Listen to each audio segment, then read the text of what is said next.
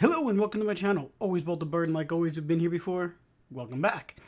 So, we're going to be doing a bunch of things today, but I want to just start off by saying sorry I missed the last couple of videos. My mouth has still been a little bit hurting if I talk too much, and honestly I just couldn't record videos. So, we did one live stream, but it totally made me have an ouchie. So, but we are back, and so here is what we're doing today. Tomorrow at noon Eastern, I'm going to be streaming live the Core 2021 or Core 21, M21, whatever you want to call it, early access. So Wednesday at noon, I'm going to be streaming it. I'm going to be streaming it until whenever. Usually we last about 5 to 8 hours. So usually 6-7 hours is about what we do. So in this video, usually right before I go over cards that I'm excited for and maybe combos and stuff like that, I decided I'm going to do it a little bit differently. So I do have the first couple things that we're going to go over are just random stuff that I'm excited for. And then after that, instead of just showing random cards, I actually made 7 decks that I'm definitely going to be playing in the early access tomorrow. So remember, noon, I will be streaming it on Twitch. In the description, you can find my Twitch link. And go follow me there. Subscribe on YouTube. All that good junk. But yeah, so this is just going to be like, we're going to go over Jumpstart first. And we're not really going over Jumpstart. I should have made it a separate video, but I just didn't have time. I had the ouchie, all that good junk. But there's one thing in Jumpstart that I super can't wait until. So we're going to go over it real quick. Then we're going to go over just some random reprints that I'm super excited about. And then just random cards. This will be, I think there's 8 cards in there. And this is cards I didn't really make into a deck, but I want to. And then we have 7 decks that we're going to go over. Aureus Flyers, CatDog, Mono Blue Tempo, Mono Green Stompy, Selesnya Counters, Team of Ramp, and White Weenies. So tomorrow, noon, early access event, streaming on Twitch, Eastern Standard Time. We're going to start with these decks, and like always, if you watch me and you have an idea you want to see a deck played, throw it up in chat. These are definitely not going to be the only decks I play. I have a couple other ones, like I really want to make a Dragons deck, I really want to make an Angels deck, because Baneslayer Angel, you gotta play. So I kind of shoehorned her into Aureus Flyers. But before this gets way too long, let's just get into it. So because it's being weird, I have to double click, show it, and then make it big again. I don't know. Don't ask. It's stuff. So I think Jumpstart comes out on the 26th, like this weekend. I'm super excited for that. It dumps a ton into Historic. And if you know me, I love Historic. We're actually going to, when Core 21 comes out, we're going to be playing a lot of Standard again, obviously.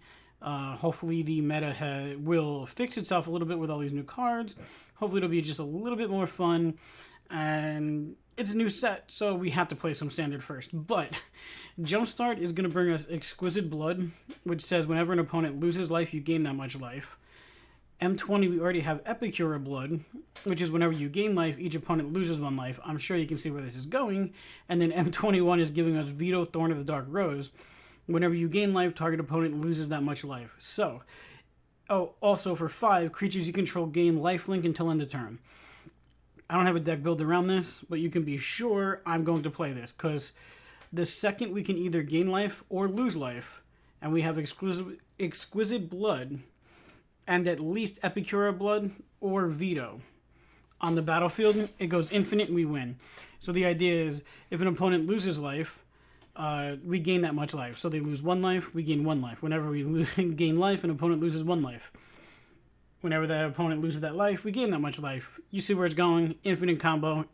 I'm going to have fun doing it. It doesn't seem that hard to get out there. We do have to get up to 5 mana.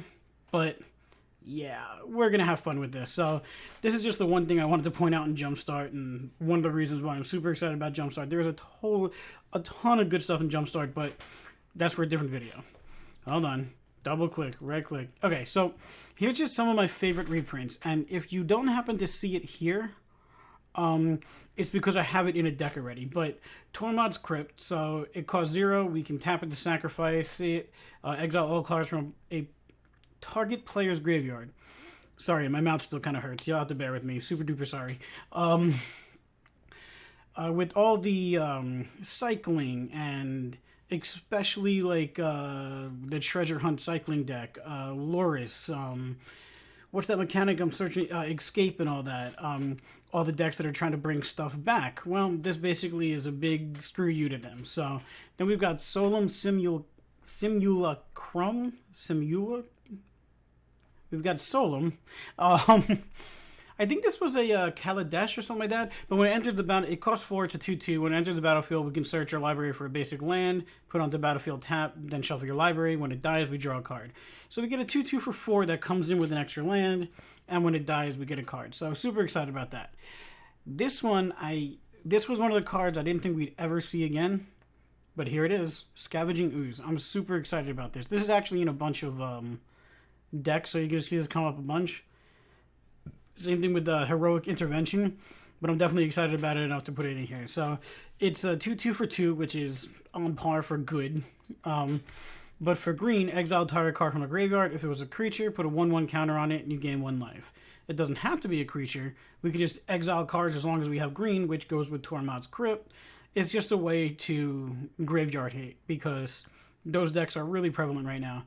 Then we've got Heroic Intervention for 1 and a green. Permanence it is an instant. Permanents you control gain hexproof and indestructible until end of turn. Well, that's just great. I think this was a Kaladesh as well. I'm not 100% sure on where these came up, but this is the absolute big card. This is the one. I think it was going for $300, and now it's like a $30 card. Grim Tutor. Search your library for a card, put it into your hand, shuffle your library, lose 3 life. I think that's going in every single black deck. Like, just going forward, yes. So then we have Rewind, which is 2 and 2 blue. Counter target spell, untap up to 4 lands. So you do need 4 open lands, but they stay open. So I like it. I think it might cost a little bit right now for what we're seeing in Standard being very quick, but it's still a great card to have there. So then we got the Reign of Revelation. Draw 3 cards, discard a card. It's an instant for 4. It's good. I like it. It's a reprint. I like to see these older cards come back, and anytime we can draw cards is a good thing. So then we got the Vryn Wingmare. I'm 100% sure I said that wrong, but flying and non-creature spells cost 1 more to cast. Basically, we have another Thalia in Standard now, but also Historic in Arena. So Ruined Halo, white and white. As it comes into the battlefield, choose a card name. You have protection from the chosen card name. Yes, please. There's so many good card choices. Phyrexian Obliterator. I'm sure there's stuff in Standard. I haven't played Standard for a very long time. I've been playing Historic, but this is a great card. So, Revitalize. This is only just recently rotated out. It was an M19, but for 2 you gain 3 life and draw a card. White needs card draw, and we have it back now, so we can play it in Standard. I'll also have 4 more copies for my Historic decks. Why not? Faith's Fetters. Enchant permanent. When it enters the battlefield, we can gain 4 life. Enchanted permanent can attack or block, and its activated abilities can't be activated unless they're mana ability. So it's just kind of another prison card. I love Orzhov Prison. This is good. This is a good card. I'll call it good, not great. But we also get some life, and yeah, and then Containment Priest. Containment Priest is just an amazing card that I super, super want to play. It's got flash, and if a non-token creature would enter the battlefield, and it wasn't cast, exile it instead. So all this stupid graveyard recursion that's happening, I think Escape actually says cast, so I'm not 100% sure off the top of my head. I'd actually have to read what Escape says, but I don't think it works with Escape. But bring back stuff like that. No thank you. Do not pass go. Do not collect $200. Go back to the graveyard. So, alright. Those are just some random reprints that I really like. I haven't built any decks around these, except for Scavenging Ooze and Heroic Intervention. But, let's move on. Alright, so here's just some random cards that aren't reprints that I want to see that I think I'm going to see played. Actually, Animal Sanctuary, I don't think I've listed it in it, but I do want to play it in my CatDog deck. So you can tap to add colorless or 2 and tap, put a 1/1 counter on target bird, cat, dog, goat, ox, or snake. So actually it works in a lot of decks. Chromatic Orrery. We can spend mana as if it was mana of any color, which is amazing. It costs 7. We tap to add 5. That's yes. And then for 5 and tap, we can draw a card for each color among permanents we control. It's going to be a little bit slow, but the next card, so I'm definitely going to have this in decks like the next card, and we'll get to that. Sanctum of All. My 5-color shrine was one of my favorite decks out of Historic Anthology 3.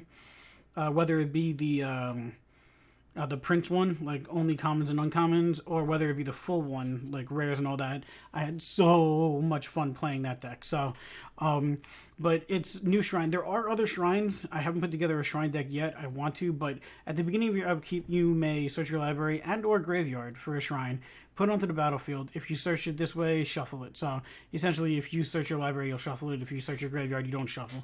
If an ability of another shrine you control triggers while you control 6 or more shrines, it triggers an additional time. Yes, please. Yes. I love the shrines deck. So, but Chromatic Orrery and stuff like that would definitely be in like a 5-color shrine deck. So then we've got Niambi. Flash. It's a 2/1 for Azorius. And when it enters the battlefield, you may return another target creature you control to its owner's hand. If you do, we gain life equal to that creature's converted mana cost. And then for 3, we can tap, discard a legendary card, draw 2 cards. So I'm not exactly sure where that fits in, but I really, really, really do want to make some type of... I think it fits in maybe a little bit in prison decks. It can help you block because it has flash. You can block, return something.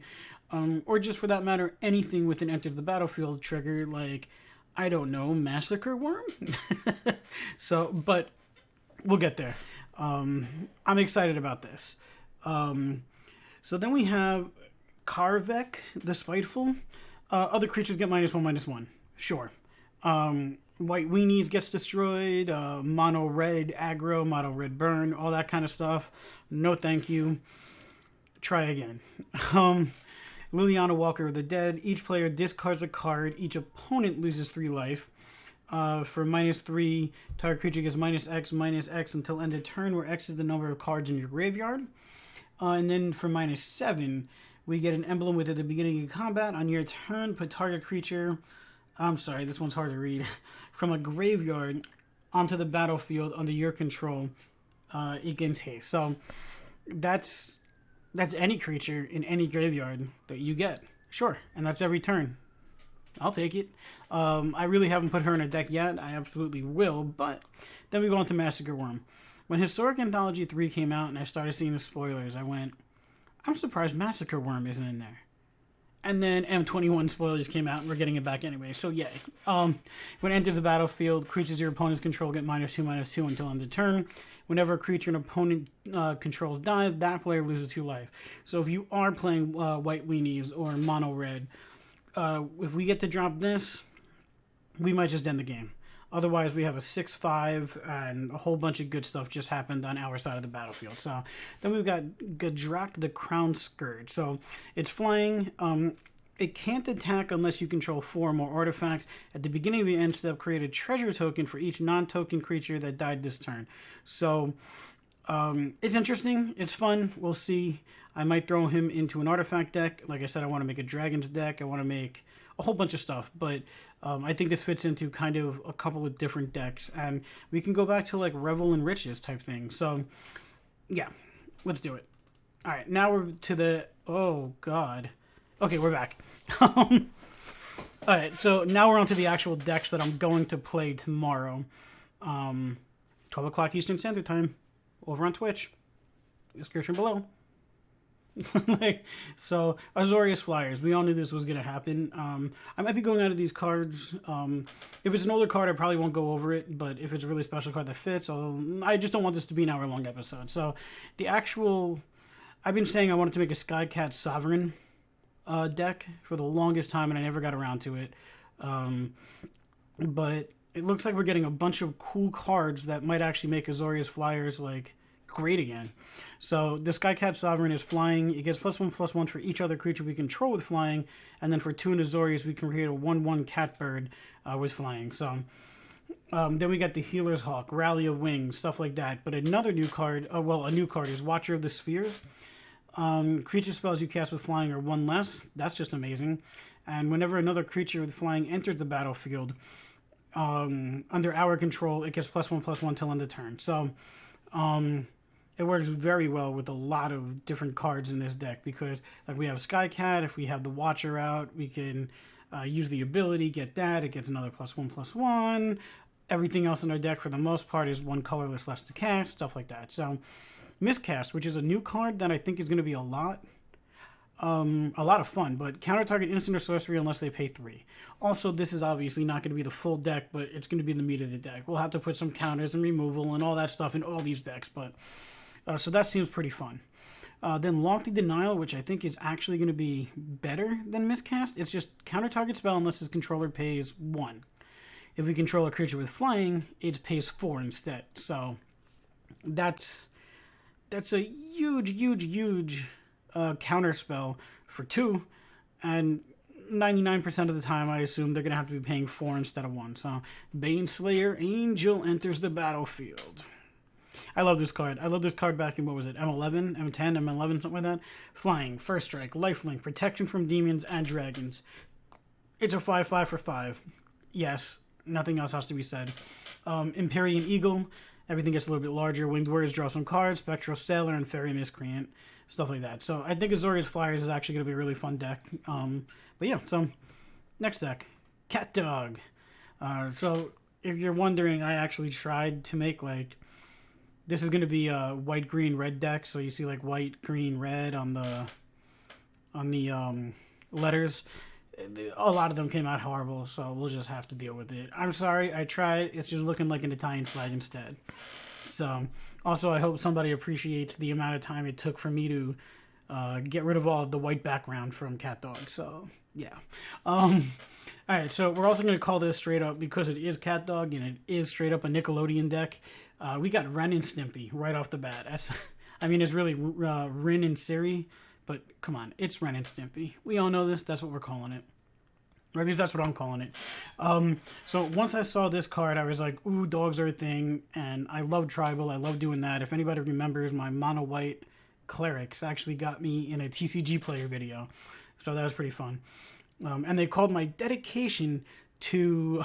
what was it? My dedication to Tribal amazing, because we played like a card that was really, really bad, but because it said cleric, it was funny. If I can find it, I'll link it in the description below. But so basically, whenever we cast a dog, we create a 1/1 cat. Whenever we cast a cat, we create a 1/1 dog.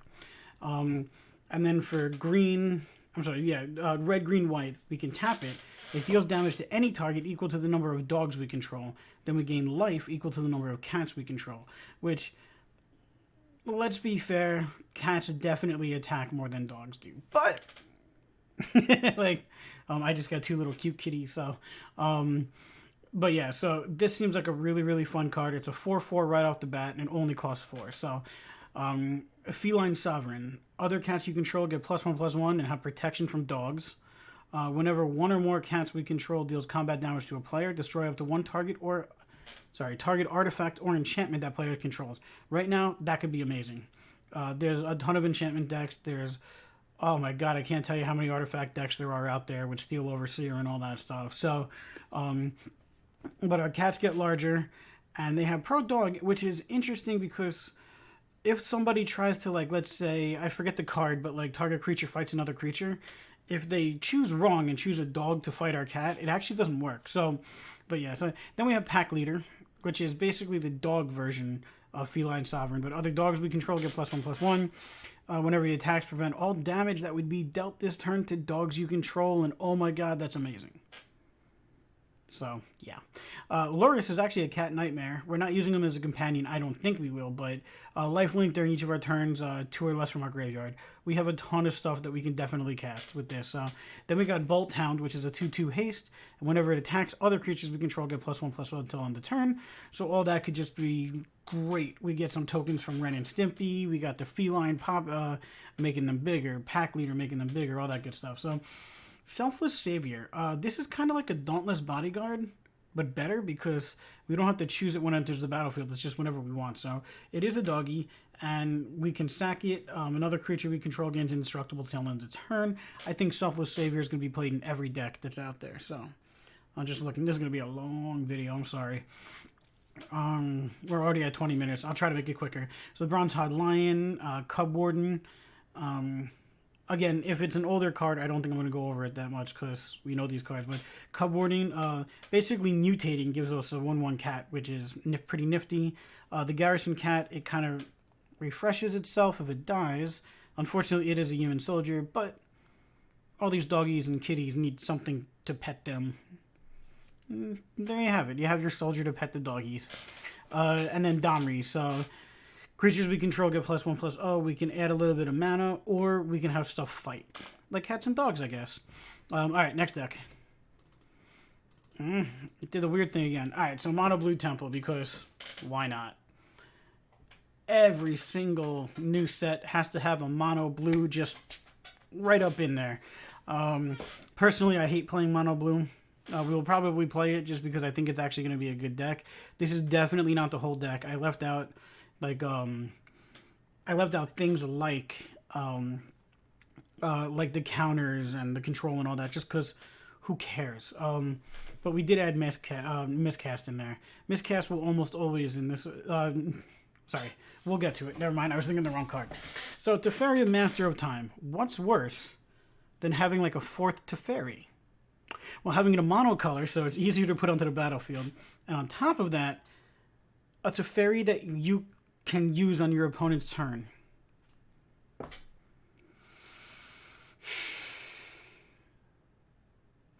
Yeah. Alright, well, so we can activate loyalty abilities of Teferi, Master of Time on any player's turn whenever we can cast an instant. Now, it doesn't specifically say it on this card. I am going to make the assumption it's still once per turn. That would be my assumption. I have to assume I'm right. If I'm not, that's stupid. I have to assume I'm right. So +1 is draw a card, discard a card. -3 is target creature you don't control faces out. I'm not going to get into it, but it's a good ability. Phasing's one of those little bit more complicated things. But if they go to attack, we can phase something out because we can do it as an instant, stuff like that. So, and then -10. Take 2 extra turns after this one. Sure. So then we've got Miscast. This is the instant counter instant or sorcery unless they pay 3. Frantic Inventory. I'm not sure. We'll see. It'll probably stay in, but we draw a card, then draw cards equal to the number of cards named Frantic Inventory of a graveyard. So the first one draws 1, then 2, then 3, then 4. So it's an instant, and that's why I think it'll be decent. But we'll see. Spectral Sailor, Brineborn Cutthroat, Gadwig, Stonecoil, Ominous Seas, Sea Dasher, stuff like that. But I really think Teferi, Master of Time mixed with like stuff like Miscast and a couple of new ones are unfortunately going to make Mono Blue Temple a thing again. Because there's always the Djinn to play, stuff like that. Actually, did the Djinn rotate out of Standard? But, well, it doesn't matter. There's a ton of like Mono Blue cards to play. Whoop. Alright, Mono Green Stompy. I'm calling this Mono Green Stompy right here. I think it's a little bit more of like a Mono Green Good Stuff or Mono Green Midrange. Alright. So we got the Pelt Collector and the Stonecoil Serpent. Yorvo, Gem Razor, which right now, like we were saying, destroying an artifact or an enchantment can be really big. Barkai Troll, it enters with a 1/1 counter. We can remove it, give it a hexproof, all that good stuff. So, and Questing Beast, because if you're playing Mono Green, you absolutely have to have Questing Beast. So we'll start on the bottom, and we'll say Heroic Intervention. Yes. Gains hexproof and indestructible till end of turn. Great card at instant speed. And actually, it was Kaladesh. I see I have the Kaladesh art over here. Scavenging Ooze. That's that whole exile target card from our graveyard. If it was a creature, put a 1/1 counter on it, and we gain 1 life. So we can do that whenever we have priority. So as long as we have green open, let's say they don't block it, we can pump it a couple of times and get us in. So Garruk Unleashed. So the +1 is up to 1 target creature gets +3/+3 and gains trample till end of turn. That could be just amazing right off the bat. For -2, we create a 3/3 beast creature token. Then if an opponent has more creatures than us, we put a loyalty counter on Garruk Unleashed. So it costs -2, but if we're playing against like an aggro deck or a go wide deck or something like that, it might only cost -1. And then for -7, we get an emblem with at the beginning of your end step, search our library for a creature card, put it onto the battlefield, then search our library. If we can -7 this card, we probably have the game. Then Garruk's Harbinger. So it's hexproof from black, which is good right now because no black kill spells work. So if you're playing against like a mono black control or mono black like kill your stuff, does not work. Whenever it deals combat to a player or planeswalker, look at that many cards from the top of your library. You may reveal a creature card or a Garruk planeswalker card, put it into your hand, the rest on the bottom. So if we can get this in, and it's also a 4/3 for 3. And if we can get this in, we can hit for, let's say, even 2. Because maybe we give it trample or something like that. Like, I mean, we use Garruk +1 on it. It becomes a 7/6. And then we might have to look through 7 cards of our library. But I think this deck will be really fun. We can also add stuff like, not Giant Growth, but whatever it's called, the +3/+3, stuff like that. So, I don't know if I want to call it Stompy. I think I'm calling it like Midrange or something when I finally play it. Alright, so this is my absolute favorite deck, and it will be the first deck that I am playing when we go live at noon tomorrow. I think one of my favorite cards that I saw was Conclave Mentor. So if one or more +1/+1 counters would be put on a creature we control, that many +1 counters are put instead. When it dies, we gain life equal to its power. So we've got like Pelt Collector. So let's say on turn 2 we play Conclave Mentor. Turn 3 we play let's say Pelt Collector and Watley's Raptor. Pelt Collector will get a 1/1 counter, but it'll get an additional 1/1 counter, so it becomes a 3/3 right off the bat. That's kind of the theme of this deck, is putting counters on stuff and a little bit of extra counters. Again, I didn't put everything in here. Like, there'll definitely be proliferate cards and all that good junk. But so then we have the Wildwood Scourge. It enters with X 1/1 counters. Whenever one or more 1/1 counters are put on another non-Hydra, put a 1/1 counter on Wildwood Scourge. So you can see that this is going to get out of hand really, really quickly. We drop a Pelt Collector, we drop something bigger, we put a counter on that, then Wild Scourge gets a counter, it gets extra counters. It's going to get big, it's going to be fun. Then we've got like Basri's Solidarity. Put a 1/1 counter on each creature we control. Sure. If we have the Wildwood Scourge out there, for every creature that isn't it and isn't another Hydra, it gets more, and then it gets more because of the Mentor, and I can't wait for this deck. Then we have the Lieutenant. It's Vigilance and Protection from Multicolored. Nifty. So when it enters the battlefield, put a 1/1 counter on target creature we control. When it or another creature dies, if it had a 1/1 counter, create a 2/2 Knight with Vigilance. So, again, we're going to get into this whole... It comes in, hopefully makes Pelt Collector bigger, Scourge gets bigger because of that. Then we put a 1/1 counter on something else, then Scourge. Yes, we get it. Johnny the Great-Hearted. I was thinking of the other one, but this one gives us Vigilance, and its -2 ability is what we're going to do all the time. We put a 1/1 counter on each creature we control, and a loyalty on each other Planeswalker we control. Who cares about the other Planeswalker? But again, counters is where it's at. Watley's Raptor, when it enters the battlefield, proliferate. Yes. Voracious Hydra. So it comes in with X 1/1 counters. If we double it, a lot of stuff's going to happen, but we could probably just make it fight something. That's kind of like whichever one seems better at the time, that's what we'll do. Venerated Loxodoodle or Loxodon. It's got Convoke, so anything that we tap to actually help cast it or get a counter, we know what happens with counters. Stone Coil Serpent and Scavenging Ooze, yet again, exile stuff from their graveyard.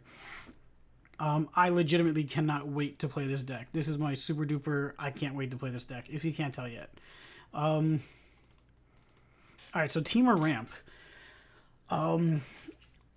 This is my idea for a quick Temur Ramp, but there's definitely other cards that we should be playing in this, and like much better cards for the top end. But we got a Grazer and the Spiral for just getting things out there, like some extra lands, things like that. Then Azusa, we can play an additional 2 lands, which that hasn't been a thing in Standard for quite some time. We've been able to play additional lands, but not 2 lands. So if we can get her out on turn 3, we could possibly have 5 land on the battlefield on turn 3. And maybe even turn 2 with Grazer.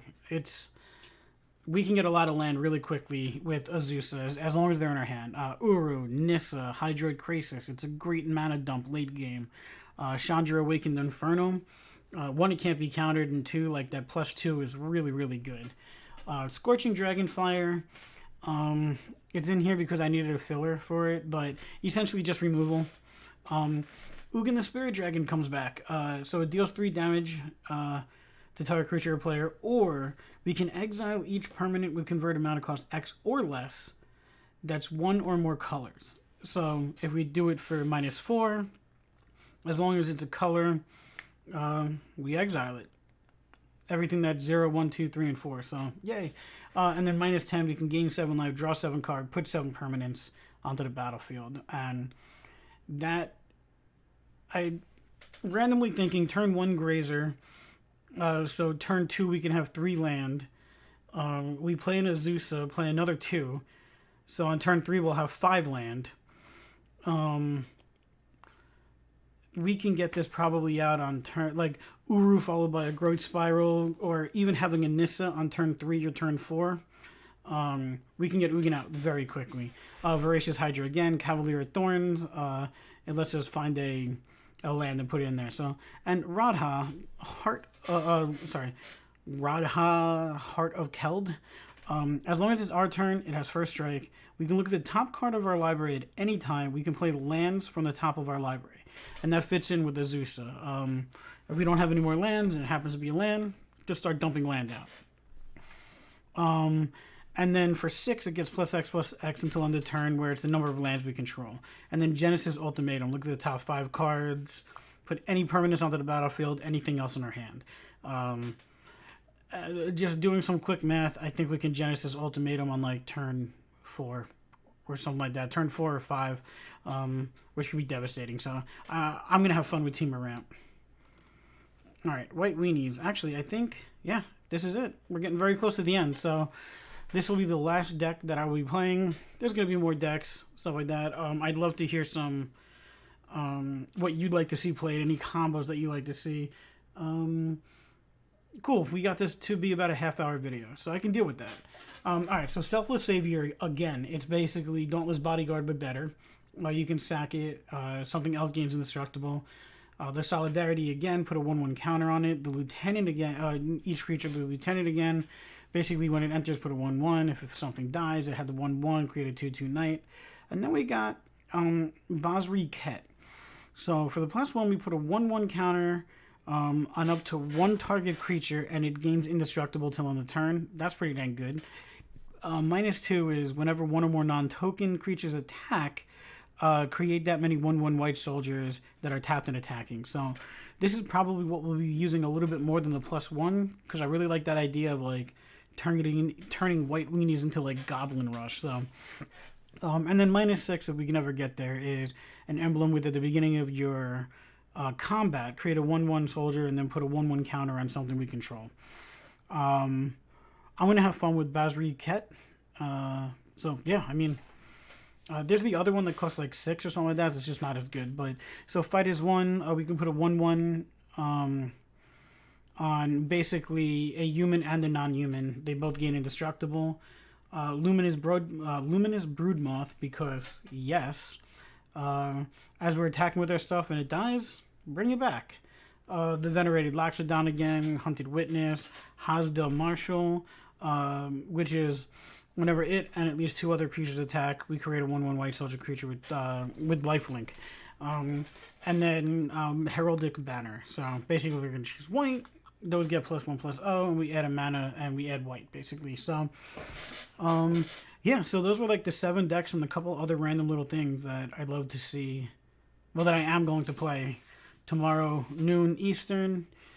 At least 6 hours or so, at least 5 hours, 5-6 hours is probably what we're going to do. We're going to stream a ton. If you want to see something played, jump in the chat tomorrow and be like, hey, play this, and I will almost definitely play it. So yeah, also I will be playing a couple of matches against another content creator, but we'll talk about that tomorrow on stream. So cool. I guess I have nothing else to say other than like, subscribe, hit the bell icon, go follow me on Twitch, go watch me on Twitch tomorrow, and y'all have an amazing day, and I'm going to see you in about 24 hours. Assuming you watched this when it came out. Otherwise, either less or it already happened. So, yeah, shit happens. Like, all right, cool. We'll see you in the next video. See you tomorrow.